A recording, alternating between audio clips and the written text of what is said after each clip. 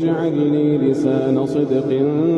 في الآخرين واجعلني من ورثة جنة النعيم واغفر لأبي إنه كان من الضالين